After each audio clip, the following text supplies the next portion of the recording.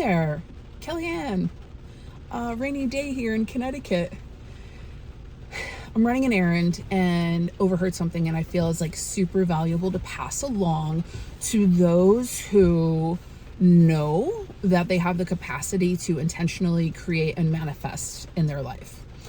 And this may be something that is subconsciously, subliminally in the way of that straightforward creation. And that is, I have to do something first in order to have the thing that I want. They're completely not related.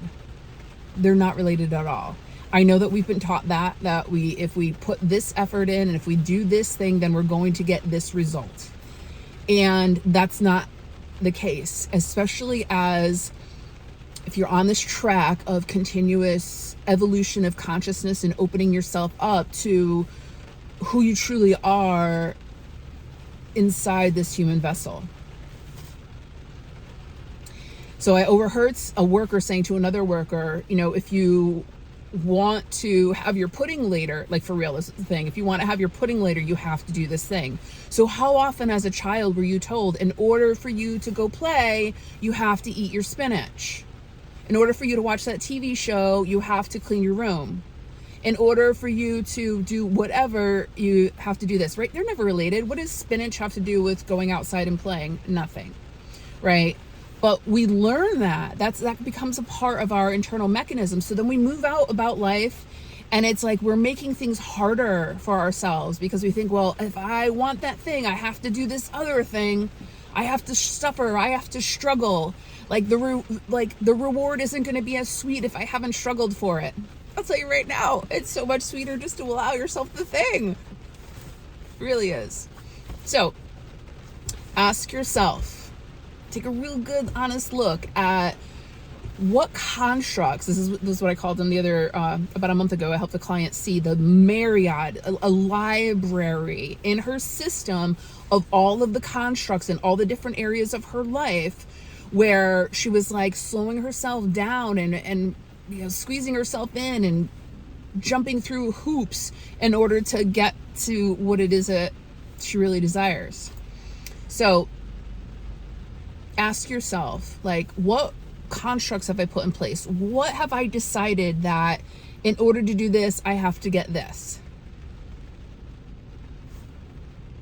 I'm just seeing if there's another example to come through. I mean, it happens all the time where I will see in a client's energetic field what exactly needs to be shifted. And I would say a very good percentage of the time, it's not a one-to-one. Just like losing weight. It's not exactly about exercising more, or eating differently, or counting calories. It could very be well about doing some healing in your heart space, and then the weight falls off because you're not holding all of the unresolved pain and anger. For me, in my journey of losing 100 pounds, it was about feeling safe inside my own body. It was also about holding trauma that I wasn't aware of that I needed to release. And so no matter what amount of exercising or dieting I did, the weight wouldn't release.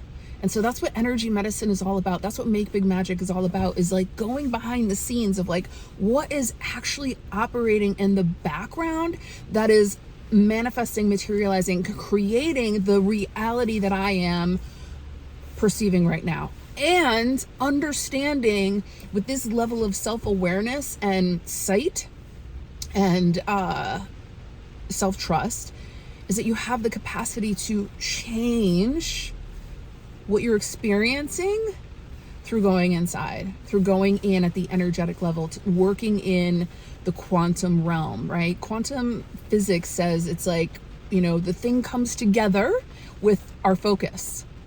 And if we've spent years focusing on do this result to get this outcome, I have to struggle in order for myself to receive this reward, really take a good inventory.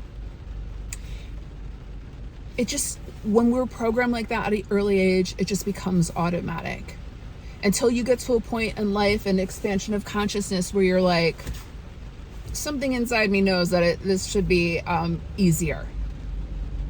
And then we go inside connect with the heart. We work where the level of consciousness is aligned with, and use energy medicine to intentionally shift levels of consciousness in order to have that greater life experience. Last thing I'll leave you with right now for you to take an honest look at yourself is like the life experience that you're striving for but you're not quite getting. Is it coming from a place of ego? Is it coming from a place of lack? Do you believe that, you know, people will like you more, or you'll have a better status, or you'll you'll be accepted more if you have more money, a better job, a different body, right? That's ego stuff. Or if it's like lack, it's like, you know, if you have the relationship, if you have the money, it will fill something inside of you. You'll feel safer with more money, or you'll feel more loved with a relationship. All of that, like, mind stuff, like, in Make Big Magic, we go beyond that. We go to the energetics, where these thought forms formed. Get them out by the root, clear it out of the way so you can be directly and intentionally manifesting and like being at a place of inner peace along the way. So you have the capacity to change your experiences. It's not going to come from doing something outside of yourself, trying to think, because that's already manifested. You could take a look at what is my alignment with it. All right, I'm going to leave it at that. There's a lot dropped in here on this rainy day. I'm going to go home and light some candles and help on some sessions. So if this was helpful, I'd love to hear how, because sometimes when I drop into this energy, like, I don't typically know exactly everything that's coming through until I go back and listen later. So I'd love to hear what you're taking away from this, how it's been supportive, and if you're inspired, please do share.